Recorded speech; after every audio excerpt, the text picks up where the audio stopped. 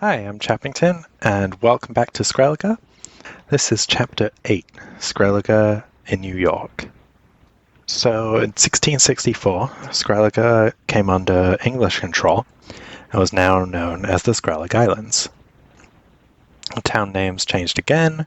Not going to go through the full list, but Skrælingborg now became Skrælingborough, and most of the names changed to what their modern English versions are now.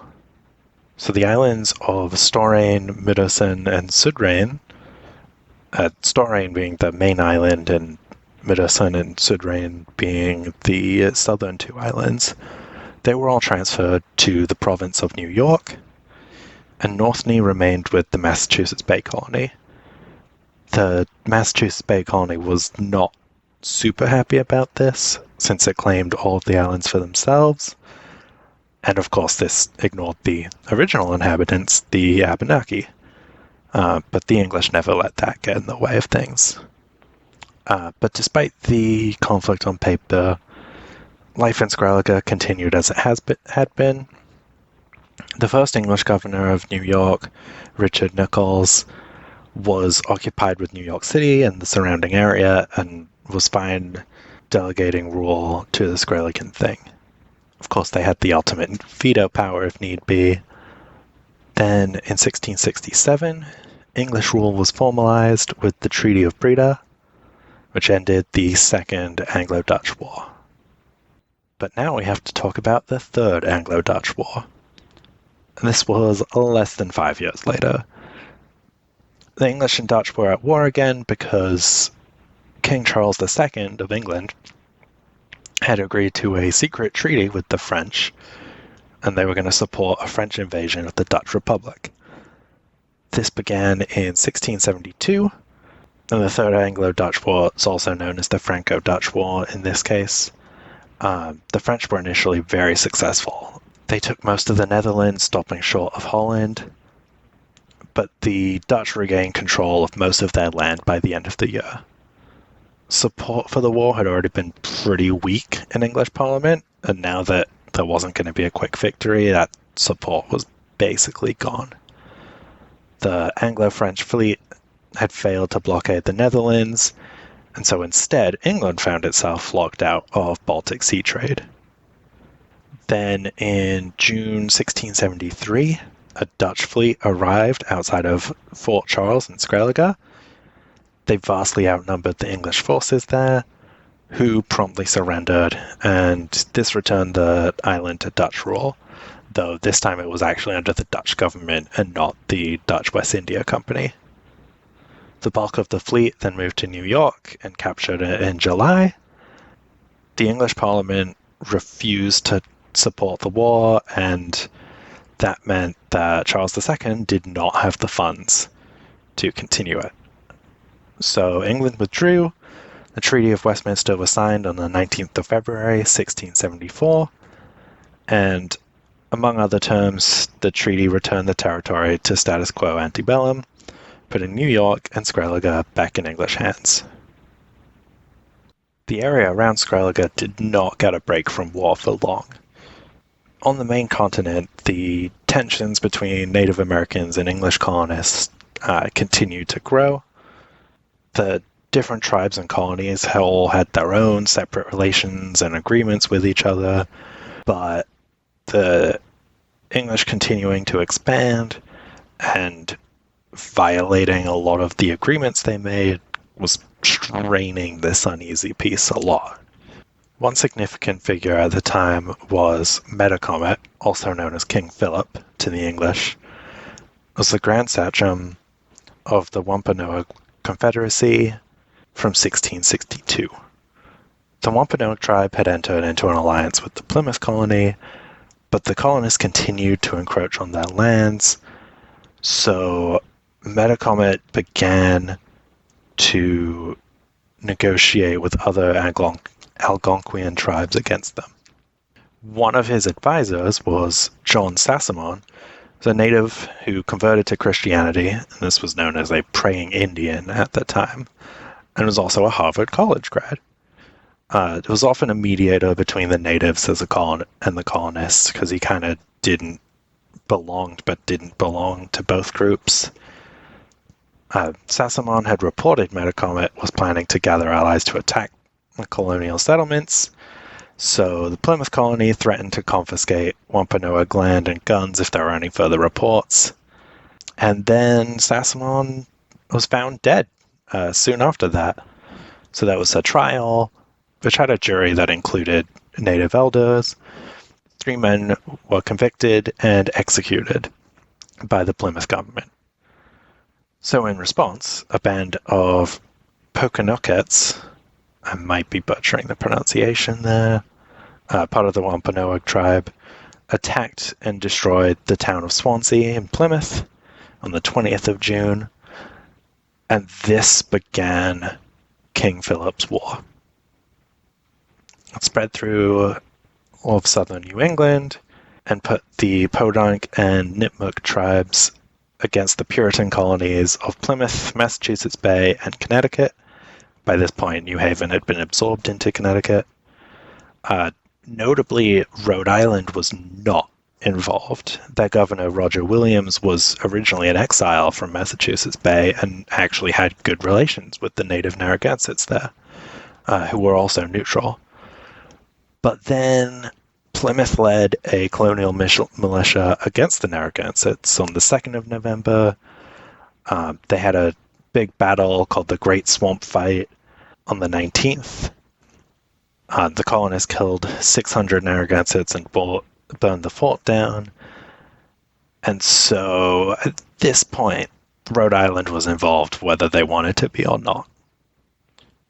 Where Skrælige gets involved, though, is colonists up in Maine, when they heard about the start of this war, they demanded that the nearby Wabanakis, which is a broad group that includes the Abenaki, turn over their guns and ammunition as a so-called sign of goodwill.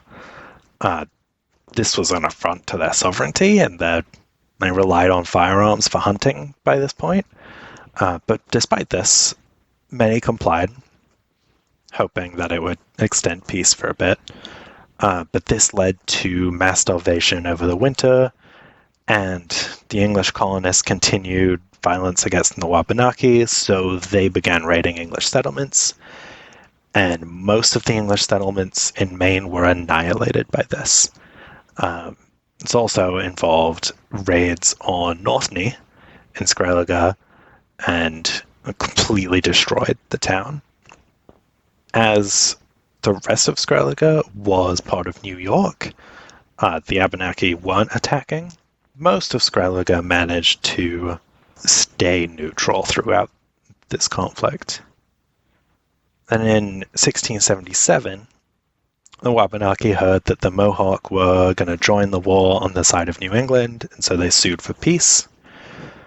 Now, thanks to some, legal shenanigans, or the Maine came under the legal control of New York, and so they signed the Treaty of Casco with the Wabanaki in 1678. The English were allowed to return, but they would owe the natives a peck of corn annually per family as sort of like a land use tax, and Northney was re-established. The war was devastating to everyone in New England. More than half of New England towns were attacked, many of them completely destroyed. The colony of Rhode Island was devastated, and outside of the island of Rhode Island itself, most of the settlements were destroyed, including the capital of Providence. But the Narragansetts, Wampanoags, Podunks, and Nipmucs suffered the most. More than 3,000 of the approximately 10,000 natives died, and the remainder met varied fates, including enslavement to Bermuda and becoming refugees, moving to the north and the west. But in contrast to those in the south, the Wabanaki actually came out victorious. In the following years, they formed the Wabanaki Confederacy in order to better defend themselves against this sort of thing in the future, and often found themselves allying with France for their protection. Throughout the 1660s, 70s, and 80s, Skrælige, and especially Skylines, were growing quite substantially, and the land within the walls of Skylines was becoming pretty scarce. The large cemetery near the market had run out of room, so a new cemetery was designated to the west of the walls in 1668. It wasn't very large at the moment, but there's contentious plans to exhume some of the dead in the old cemetery and rebury them in the new one. Moving the bodies wasn't enacted yet, but there was a moratorium on new burials within the walls. At this point in time, a new type of architecture began to show up, called Skrælig Colonial, common throughout Skrælige in the 17th and 18th centuries. Since there was a large influx of immigration from all over Europe as well as the North American continent due to King Philip's War, Skrælige needed a way to build large amounts of housing. And so in order to do so in a somewhat orderly fashion, a standardized method of building houses was devised, very similar to the colonial buildings on the mainland, where a wooden house was built on top of a stone foundation. Trees were still plentiful on the islands, which made lumber an inexpensive building material. The main difference was that the structures on Skrælige were standardized. There were common dimensions enumerated by the thing so that towns could be more easily planned. There wasn't always formal city planning the way we'd think of it today, but it did mean that there could be some organization in that growth.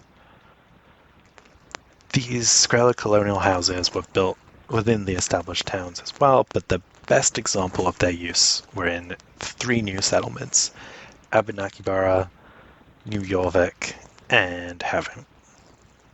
So Abenakibara, which was sometimes shortened to Nakibara, but this name is no longer preferred, was founded as a fort in 1454 after the massacre of Abenakiborg the prior year. In 1669, the fortification was turned into an actual village on the shores of Lake Asarban. New Jorvik was named after the Norse name for York, was settled in 1675, partway between Skræling and Middleton, along the Almannaberger, or the Great Road.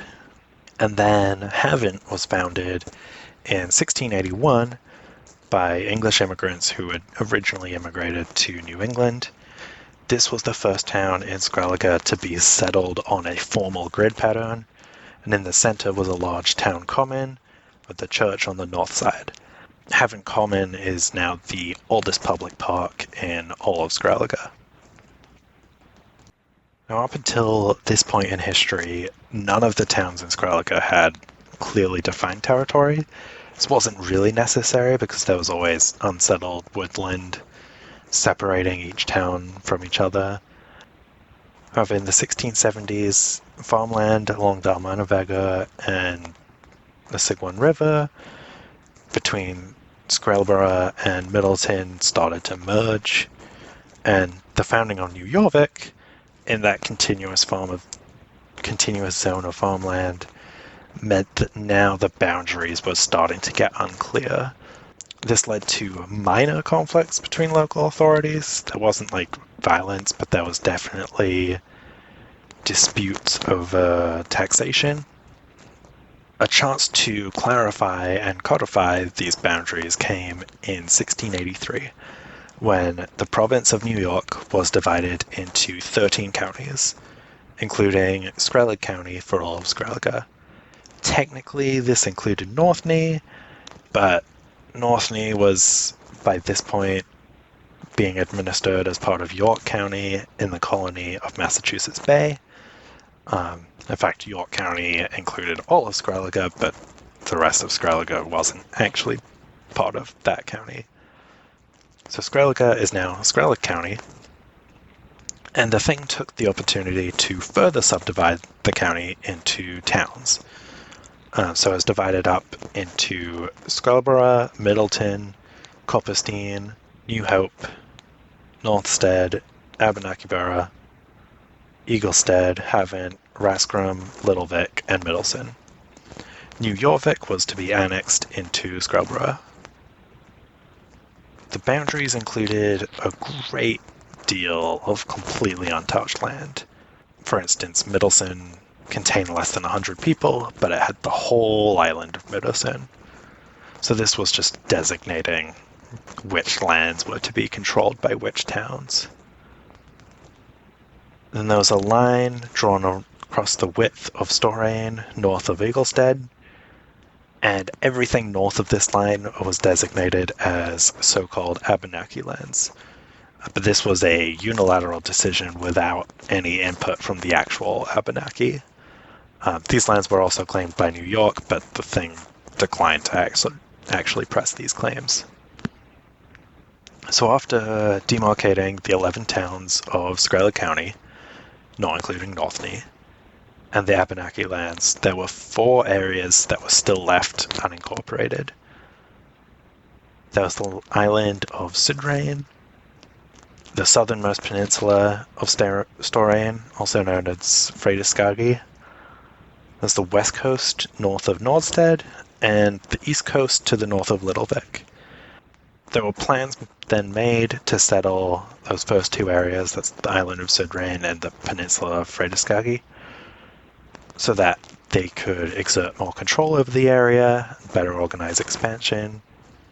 The 2 coastal areas I mentioned didn't have settlements planned because while they weren't part of the unilaterally declared Abenaki lands, there were still areas where the Abenaki hunted and gathered, and there was a small number living there, and so the Skrælige didn't want to wish antagonizing the Abenaki after King Philip's War. The planned settlements were established fairly soon after. Southrain was built on the northern end of Sydrain in 1685, and Freydiston was built on the west coast of the Freydiskagi in 1686. After establishing the county and demarcating the towns, the Thing commissioned a census. During the last Dutch occupation, there had been a lot of documentation gathered to attempt to start a census, but it wasn't completed. But thanks to that paperwork, there wasn't too much additional work needed to bring that up to date and conduct a census. Among other things, the census recorded 1,205 people in the capital of Skrælig, and in total, there were 2,947 people living within Skrælig. Again, not including Northney and not including the Abenaki. In the 1680s, England had a variety of different colonies in North America. Some of them were mainly commercial ventures, so a notable one being the Virginia colony, but the colonies of New England were founded mostly for religious reasons.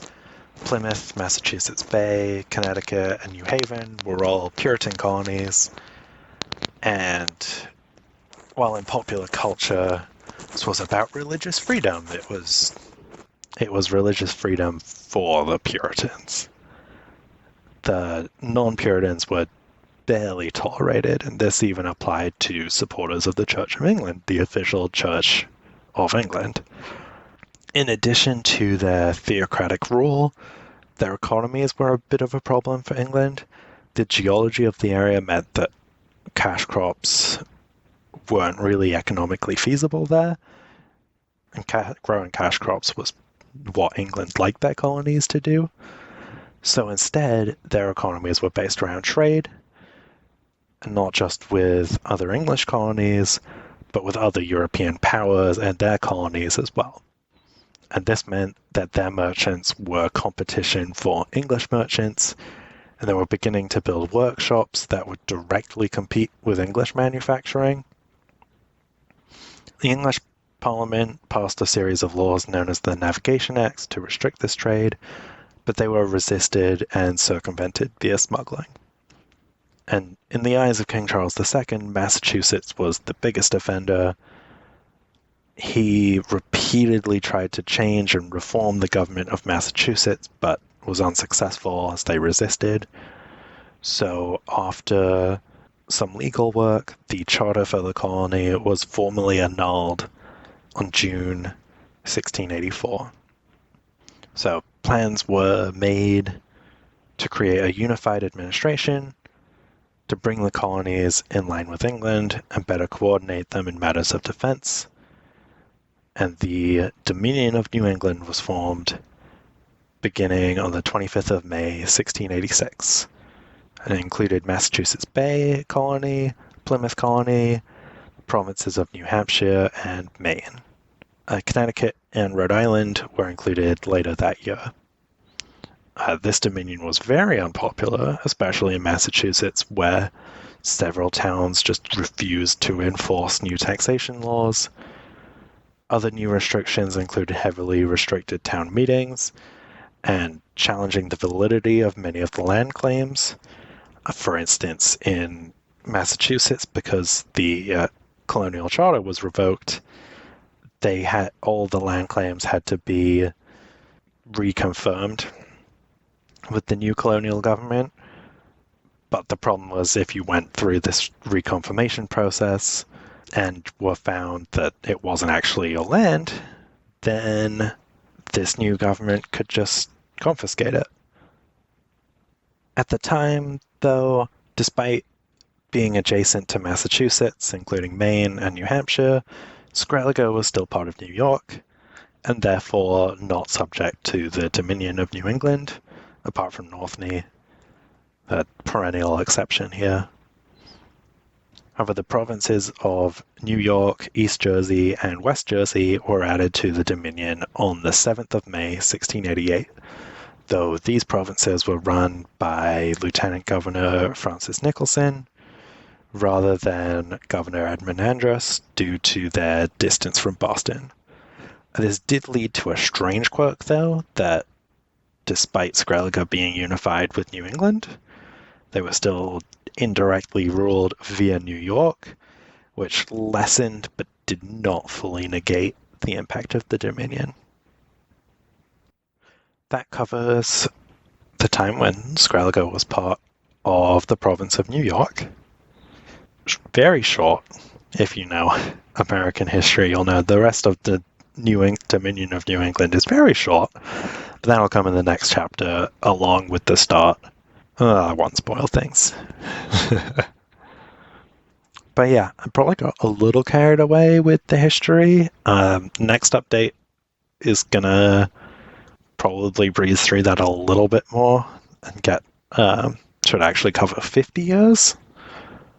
It's also neat to put together the Skrælig colonial houses. Probably my first building asset. I'll be making the painted versions of those soon, so we can get some nice old New England colonial houses. I'll put those together. So I think Chapter 9 should be good. Lots of actual city expansion. Eventually we'll get trains. Hopefully I get all. At the very least, I want to get to trains before City Skylines 2 gets announced, assuming that's being worked on. But yeah, hope you enjoyed this, and I'll see you at the next one.